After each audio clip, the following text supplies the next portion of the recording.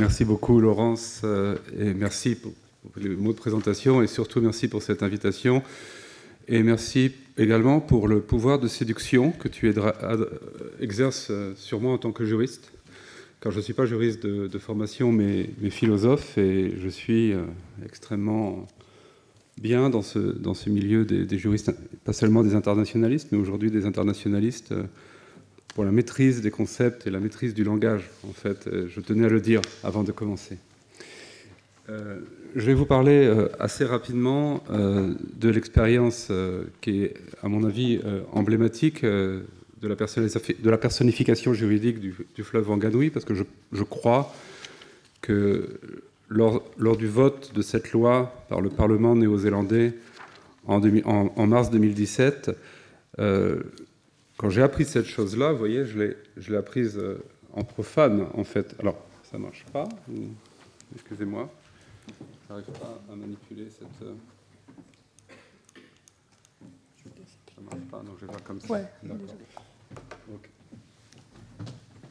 Donc voilà, je disais, j'ai appris cette chose-là comme une nouvelle, tout simplement, dans le journal. J'avais étudié la philosophie du droit dans ma jeunesse, avant ma thèse, mais je ne prétends pas être juriste, réellement. Et c'est évidemment, pour un lecteur profane, cette chose-là représente ce que j'appellerais un choc cognitif. On ne comprend pas très bien ce que ça veut dire, ou on le comprend mal, en tout cas. Et donc j'ai voulu tout simplement approfondir cette chose-là et me rendre sur le terrain et rencontrer les députés, les responsables politiques, qui ont élaboré cette loi pendant des années. Je vais en parler. Et notamment, parmi ces personnes que j'ai rencontrées au Parlement de Wellington, un certain député nommé Adrian Rurawe, qui était le rapporteur de la loi et qui était le député représentant de la région Wanganui, en fait. Donc c'était important pour moi, cette très longue discussion que j'ai avec lui, pour comprendre un petit peu comment s'est élaboré ce projet et qu'est-ce qu'il a signifié. Donc c'est pour ceux qui ne connaîtraient pas encore ce cas que j'ai qualifié d'exemplaire, parce que je pense que depuis le Wanganui, ce n'est pas le seul cas. Il y a eu auparavant, évidemment, comme on l'a rappelé, la constitutionnalisation des droits de la nature dans certains pays, en Équateur et en Bolivie. Il y a eu au même moment le cas indien, dont va parler Philippe Cullet ensuite. C'est quelque chose qui était déjà présent, mais je ne sais pas pourquoi, j'ai l'impression que ce cas néo-zélandais, ce cas du fleuve Wanganui, a produit comme une rupture épistémique, épistémologique dans le monde de la conception juridique de la nature à un moment donné. Je ne vais pas pouvoir expliquer complètement pourquoi, mais j'essaie de donner des pistes d'analyse. Donc pour ceux qui ne connaîtraient pas ce cas, que je survends peut-être un peu, donc en fait j'ai la même image que l'image du colloque, c'est un hasard, c'était pas du tout prévu. Et vous voyez où se situe, donc sur l'île Nord, ce fleuve qui fait un peu moins de 200 km de long, qui part d'une région volcanique. C'est 3 volcans La source se trouve au centre de 3 volcans. Il y a toutes sortes de légendes que je n'ai pas le temps de raconter autour de ces volcans et autour de la naissance de ce fleuve. Si on commence aussi à rentrer dans la cosmogonie, c'est extrêmement intéressant, parce que d'autres étapes de mon voyage m'ont évidemment amené sur les lieux. Je vais vous montrer quelques images, après tout. On est dans ce paysage-là, et quand je suis arrivé devant ce paysage, alors j'ai pris quelques photographies. Alors elles sont là en noir et blanc, mais elles étaient originalement en couleur. Alors j'ai pris quelques photographies, je vous montre rapidement, pour qu'on saisisse le paysage. J'ai voulu comprendre, si vous voulez, à la fois le processus politique et à la fois la relation sensible qu'on peut avoir à ce paysage. Et qu'est-ce que le droit aussi peut transformer de ma propre relation sensible à ce paysage. C'était aussi une de mes questions dans Être la rivière. En un sens, j'étais à la fois fasciné et perturbé devant ce fleuve, et je pense que c'est important parce que j'ai effectivement un point de vue non indigène sur ce fleuve, ça va de soi. Donc forcément, je ne prétends pas être la rivière. La devise maori, c'est « je suis la rivière est moi, le fleuve est moi, je suis le fleuve ». Je me suis dit, mais jusqu'à quel point, qu'est-ce que je fais là? Après tout, j'ai fait quand même 10 000 km. Hein. Donc, qu'est-ce que je fais là? Est-ce que je peux avoir une expérience subjective, moi aussi, par rapport à ce fleuve? Donc, j'ai commencé à l'étudier, à le voir, à le regarder. Donc, c'est à la fois un processus sensible et un processus d'analyse juridique que j'ai essayé de mener. Et alors, pourquoi perturbé? Parce que comme vous voyez, ça ne va pas de soi, ce paysage. Il est boisé d'une manière, sur cette photographie, d'une manière étonnante, qui reflète en fait des processus de colonisation distincts, si on regarde bien. C'est-à-dire en fait les plantes qui sont là, les arbres qui sont là, ne sont pas les arbres d'origine, par exemple. Si on regarde la région de l'embouchure du fleuve, vous voyez, c'est une région très, très, très urbanisée. C'est la ville de Wanganui, ici en l'occurrence. Et là, on ne le voit pas bien sur la photo, mais l'eau est extrêmement sale, extrêmement boueuse, extrêmement tourbeuse, très peu accueillante, très peu idyllique. Ça, c'était vu depuis la chambre de ma pension où j'ai résidé pendant 1 mois à Wanganui. Et là encore, aucune des plantes ne sont des plantes originaires. Et pourtant, le texte de loi va dire, je vais le mettre ici, je vais mettre que 2 petits articles du texte de loi. Le texte de loi donc, va renommer la rivière Wanganui, le fleuve Wanganui, sous le nom Te Awatupua, qui veut dire en fait l'entité avec une grande embouchure, l'entité fluviale avec une grande embouchure. Te Awatupua, c'est à la fois la renomination de ce fleuve, donc l'usage du terme maori traditionnel, et en même temps le nom du texte de loi. Déjà, ça c'est très intéressant du point de vue de l'analyse linguistique, de ce que dit le droit quand il nomme les choses. Et donc là, il nomme 2 choses à travers cette chose-là, Te Awatupua. Donc Te Awatupua, ici, là, je prends dans le sens d'abord en haut du nom de la loi de 2017, et la sous-partie numéro 2 de la deuxième partie du texte de loi va seulement, donc assez tardivement, dans l'écriture du texte, qui fait à peu près 80 pages, assez tardivement, qualifier les choses de cette manière. On va dire le Te Awatupua, cette fois-ci, c'est l'entité elle-même. Qu'est-ce que c'est cette entité qui va recevoir la personnalité juridique? Cette entité, c'est un tout indivisible et vivant qui comprend donc le fleuve Wanganui, mais qui le comprend, ce n'est pas que le fleuve Wanganui, qui comprend le fleuve Wanganui, des montagnes jusqu'à la mer, des volcans dont j'ai parlé jusqu'à cette embouchure un peu boueuse que je vous ai montrée, incorporant tous ces éléments physiques et métaphysiques. C'est-à-dire à la fois cette eau boueuse, à la fois cette végétation qui est peut-être d'origine ou qui ne l'est plus. Donc quelque chose qui est en fait un mélange, un mixte, une combinaison d'éléments culturels, naturels, historiques, des couches extrêmement diversifiées et extrêmement peut-être conflictuelles dans leur origine. C'est pour ça que dans un des chapitres du livre, à propos de cette végétation qui m'a beaucoup intéressé, vous le voyez bien, j'ai parlé de lutte végétale post-coloniale. En fait, parce qu'il y a véritablement aussi, au niveau de la végétation, de la replantation, du déboisement ou du reboisement, des luttes de ce type-là qui se posent, et que le juriste, précisément, ou maintenant l'instance de gouvernance qui représente le fleuve en tant que personne juridique, ne peut pas ignorer. Donc, il faut bien comprendre aussi ce mouvement de création que fait le droit à ce moment-là du texte, du Te Awatupua, la reconnaissance, la nomination de cette entité dans le point 12, et ensuite, un peu plus loin, j'ai sauté le point 13, un peu plus loin, mais assez, je le dis, tardivement dans l'écriture de la loi, du texte de loi, la déclaration de cette entité, donc qui comprend le fleuve, mais pas seulement, qui comprend tout ce composite, comme sa déclaration comme personne légale. Te Awatupua is a legal person and has all the rights, powers, duties and liabilities of a legal person. C'est important de le voir aussi dans toute sa dimension. Ce n'est pas que des droits, c'est aussi ce qui vient après les droits qui est ici explicite. Évidemment, ça va poser énormément de problèmes ensuite dans l'application et dans l'effectivité, naturellement.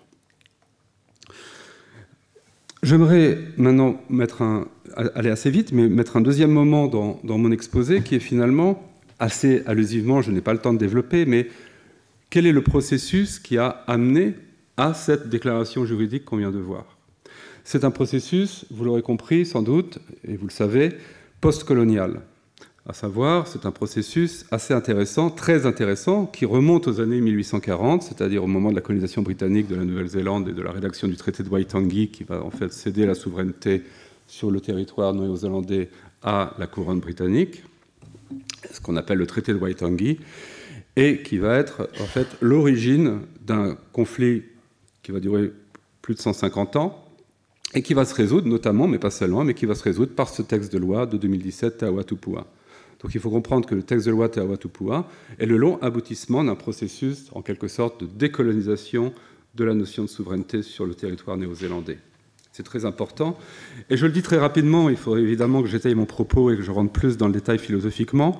C'est très intéressant de voir que la question des droits de la nature, puisque j'ai présenté ce cas du fleuve Wanganui comme emblématique dans le monde aujourd'hui des droits de la nature, est en fait, en réalité, pas forcément la question environnementale qui était visée initialement par ce texte de loi, mais vraiment la question d'une réconciliation nationale postcoloniale. Et ça, c'est très intéressant de voir les droits de la nature comme incident peut-être, ou comme instrumental, éventuellement, à ce processus de réconciliation historique et nationale.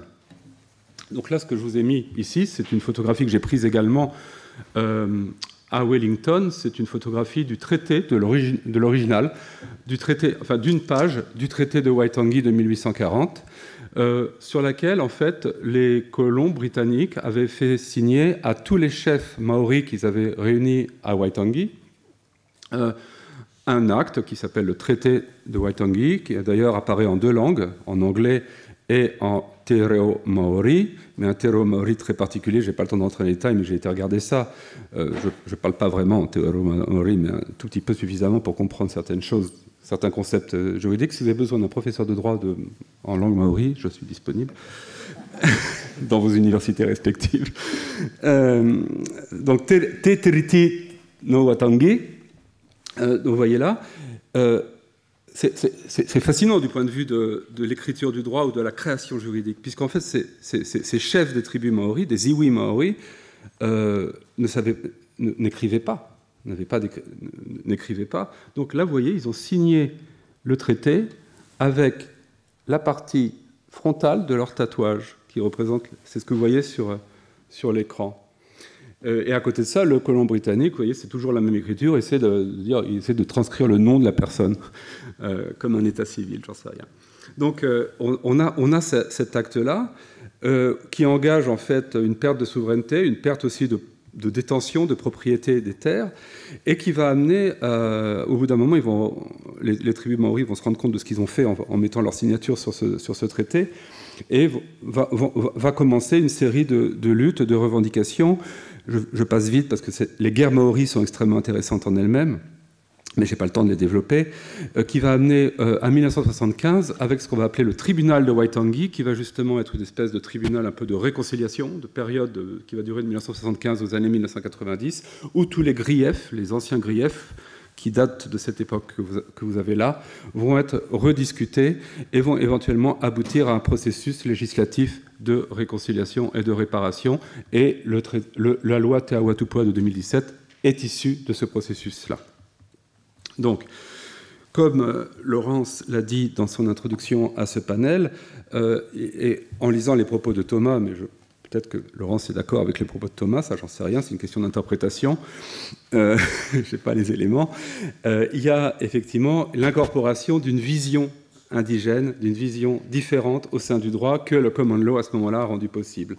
Et donc une des visions qui est rendue possible, qui est intériorisée dans le droit néo-zélandais à ce moment-là, c'est cette vision de la montagne, de la rivière, de la terre, comme évidemment des choses qu'on rencontre dans beaucoup de revendications indigènes, autochtones à travers le monde, pas partout, mais dans certains endroits du moins, comme source de bien-être spirituel, physique, intellectuel, de non-séparabilité entre l'entité humaine et l'entité non humaine, l'élément naturel lui-même, mais surtout, ce qui est très particulier au contexte maori, s'il faut rendre quelque chose d'un peu plus particulier dans ce contexte-là, c'est cette idée d'ancestralité, de lien ancestral entre la population et l'élément naturel. Et c'est ce qui m'a fait penser, et ça c'est une question provocatrice que j'avais posée notamment, pas seulement à Andréane Rouraoui, le député, mais aussi à une professeure d'université d'Auckland, princesse maori en l'occurrence, descendante de la royauté maori. Et alors avec une discipline intellectuelle, une discipline académique rare, puisqu'elle est anthropologue des rivières. Et donc j'ai été évidemment dîner chez elle et lui poser plein de questions. C'était pas facile. Et je lui ai dit, mais quel est votre lien d'ancestralité avec la rivière ? Osez poser des questions comme ça. Et là, elle m'a... Bon, c'était une longue réponse extrêmement intéressante. Elle était très surprise que je pose cette question-là. Mais je lui ai dit, parce qu'en plus, son mari était là, qui était juriste lui. Est-ce qu'il serait pas possible, est-ce qu'il n'aurait pas été possible, c'est une question un peu provocatrice que je pose là, est-ce qu'il n'aurait pas été possible, au-delà de ce processus de réconciliation, d'avoir une autre stratégie juridique et finalement de concevoir votre relation à la nature dans le cadre de la loi de la famille? Bizarre, comme point de vue. Après les travaux de Marie-Angèle Hermite, qui ont lancé en France ce grand débat profond dans certains milieux des droits de la nature, en rapport avec les travaux du professeur au Collège de France Descola, on a beaucoup parlé d'animisme juridique. Ce qui est très intéressant, c'est que si vous regardez la représentation des rivières dans l'art maori, cette chose-là, c'est la représentation du fleuve Wanganui. C'est le linteau d'une maison commune près de la rivière Wanganui. Donc c'est un animisme, si vous voulez, mais c'est un animisme abstrait. C'est pas figuratif. Combien de temps il me reste, Laurence? Quelques minutes. Merci, je vais conclure. Et je vais aller assez vite. Alors je vous épargne une autre obsession que j'ai qui ne relève pas du droit, et encore moins du droit international, c'est l'obsession pour les hameçons. Pour en arriver à ma conclusion concernant l'effectivité de ce dispositif, et notamment de sa représentation. Donc, au terme de cette loi est expliquée la structure et développée la structure de gouvernance et de représentation du fleuve qui a acquis, enfin de l'entité qui a acquis la personnalité juridique à travers ces différentes instances qui... Alors là, c'est du maori, effectivement. Donc, ils sont, par exemple, un fonds stratégique, un conseil stratégique, et puis alors, une instance très importante qui est le Tepu Tupua, que vous voyez à droite sur l'écran, qui est donc le fameux visage humain du fleuve. Le visage humain du fleuve, qui, en l'occurrence, a réellement un visage humain, puisque le voici. Et donc, pas ce monsieur... lequel ? Non, pas ce monsieur là-bas à droite, qui, lui, est le directeur du comité stratégique. Lui, je l'ai rencontré, mais ces deux personnes, je n'ai pas eu la chance de les rencontrer, qui sont en fait les deux visages humains, c'est-à-dire les deux garants, in loco parentis, peut-être, si on peut dire ça. En tout cas, on le dit dans le cas indien, mais on ne le dit pas forcément dans le cas néo-zélandais de cette manière latine, qui sont les deux visages humains. L'un, alors ils sont tous les deux des personnes d'origine maori, mais l'un est représentant de la couronne et l'autre représentant des iwi Wanganui riveraines. Donc c'est ça la structure de gouvernance, et il veille finalement à ce qu'il n'y ait pas d'entrave, de violation des dispositions légales. Alors, question pour terminer, est-ce qu'un tel dispositif de personnification de la nature avec son système de représentation est effectif, et dans quel sens? Je pense que oui, mais c'est une question un petit peu de principe, ma réponse. C'est une réponse de principe, parce que ce n'est pas évident. Si vous regardez, par exemple, la Constitution équatorienne, il y a eu, depuis 2010, environ une vingtaine de litiges environnementaux, à ma connaissance. J'ai consulté des juristes, des avocats équatoriens sur ce sujet-là, donc il y a un usage effectif et des sanctions, pas toujours, pas systématiques, qui s'opèrent. Donc si l'effectivité, c'est ça, c'est-à-dire qu'en fait, il y a une loi, il y a un principe constitutionnel, on peut aller devant un tribunal au nom de la nature et établir des sanctions, dans ce cas-là, on devrait dire, ici, c'est pas effectif, puisqu'il n'y a pas eu de sanctions, il n'y a pas eu de cas, il n'y a pas eu de violation. Ou alors c'est super effectif, puisque justement, il n'y a pas eu de cas, il n'y a pas eu de sanctions, etc. Alors donc, je pense que ce n'est pas à ce niveau-là qu'on peut poser exactement la question de l'effectivité de cette chose-là, mais à la question précisément de la... Comme défini d'ailleurs, je pense, Hart, dans The Concept of Law, une certaine notion d'effectivité qui est en fait l'acceptation, acceptance of the legal framework. Et il semble que plus dans le cas néo-zélandais que dans le cas équatorien, on a cette notion hartienne d'effectivité qui est mise en œuvre, parce que précisément, ça a été aussi mis en place dans un long processus de réconciliation culturelle et d'ancrage cognitif, en réalité, de cette vision de la nature à travers le droit telle qu'elle a été posée. Je vais m'arrêter là, parce qu'après, je peux répondre à des questions, parce qu'après, il y a un autre niveau... Alors, je dis juste une phrase. Il y a un autre niveau sur lequel peut se poser la question de l'effectivité, c'est finalement aussi, a-t-on besoin des droits de la nature? Et sont-ils nécessaires? Sont-ils redondants par rapport au droit environnemental classique, qu'il soit national ou international? Et donc, est-il nécessaire? Moi, je pense que oui, pour des raisons très particulières, y compris même quand on a dans le Code civil français une notion de préjudice écologique pur. Je pense que néanmoins, ce n'est pas redondant nécessairement avec la possibilité de donner la personnalité juridique à des entités naturelles, pour des raisons que je n'ai pas le temps d'évoquer, mais c'est ma position. En discussion particulière, je pourrais expliquer. Et certaines personnes pensent que non seulement ce n'est pas nécessaire, mais en plus ce n'est pas possible. Et ça, c'est très intéressant comme argument. C'est le cas, par exemple, de Visakurki, qui est un jeune philosophe du droit finlandais, dans un livre qui a quand même un peu d'importance, que j'ai mis là, A Theory of Legal Personhood. Il dit qu'on ne peut pas pour des raisons foncièrement métaphysiques, attribuer la personnalité juridique à des entités de la nature. J'objecte à ces arguments. Je ne suis pas d'accord avec ces arguments. Je pense que, justement, on devrait être aujourd'hui, dans cette question des droits de la nature, dans une forme de dépassement du conditionnement métaphysique d'octroi de la personnalité juridique. Je m'arrêterai là. Merci beaucoup. Merci beaucoup. Je retiendrai, et l'on reviendra sur cela, mais je crois qu'il y a un aspect marquant que tu as aussi souligné dans ton papier, c'est l'idée de réconciliation entre, pour les populations autochtones avec une entité de la nature, mais en même temps, la nature, ce n'est pas pour des raisons de protection de l'environnement que cette législation a été adoptée, mais pour des raisons de respect, de retour au respect des populations autochtones. Et donc, la question que j'aurais pour toi, et tu peux te préparer déjà, c'est de savoir est-ce qu'il y a quand même place pour la nature dans cette relation et quelle serait la place à lui accorder. Je reviens demain. Alors, maintenant, nous allons entendre Philippe Cullet, qui est professeur à l'Université de Londres, à SOAS, et qui est aussi professeur invité à National Law University Delhi, à New Delhi, et qui arrive d'ailleurs d'Inde. Il est arrivé hier. Voilà, Philippe, tu as la parole.